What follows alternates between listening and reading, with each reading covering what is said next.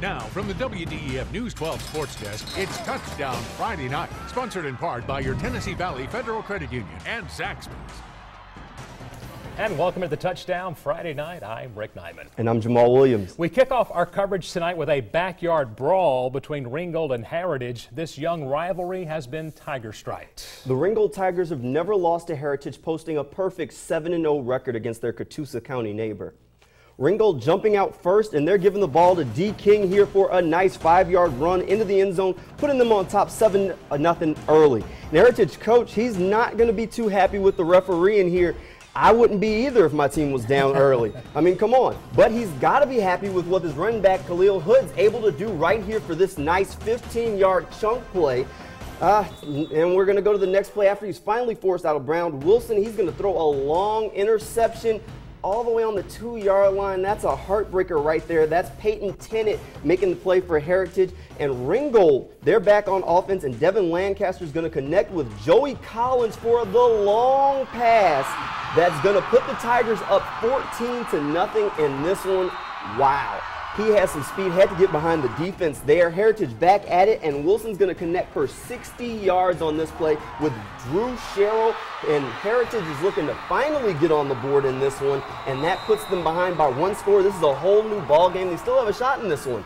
And here comes a long run from Khalil Hood off the screen pass. He gets it, and he knows exactly where he's trying to head to. He's going coast to coast with this one. Gets him in scoring range. Can't quite punch that one in. And here comes the touchdown from Jeffrey Curtis. He's going to find his way into the corner of the end zone, but Heritage couldn't quite pull this one off despite scoring all those points. Ringgold wins this one 36-34.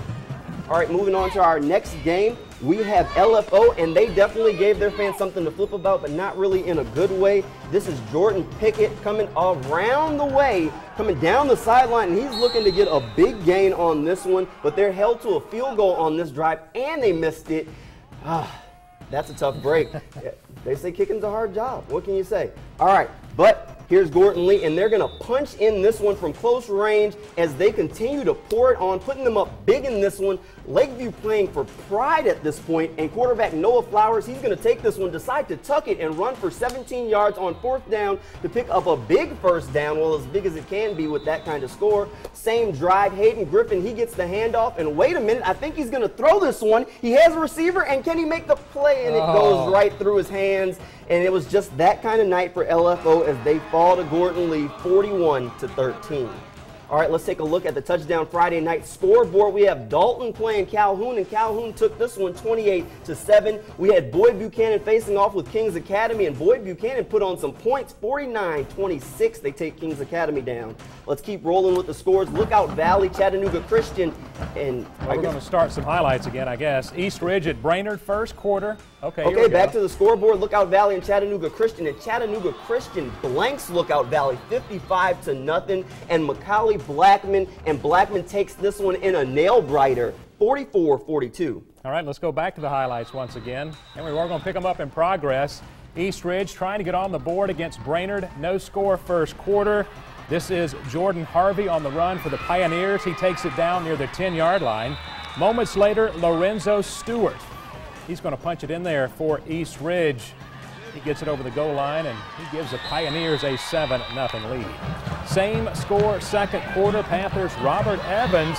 He's loose. He goes in to tie the game at 7. The final in this one, 21-14. East Ridge pulls it out over Brainerd.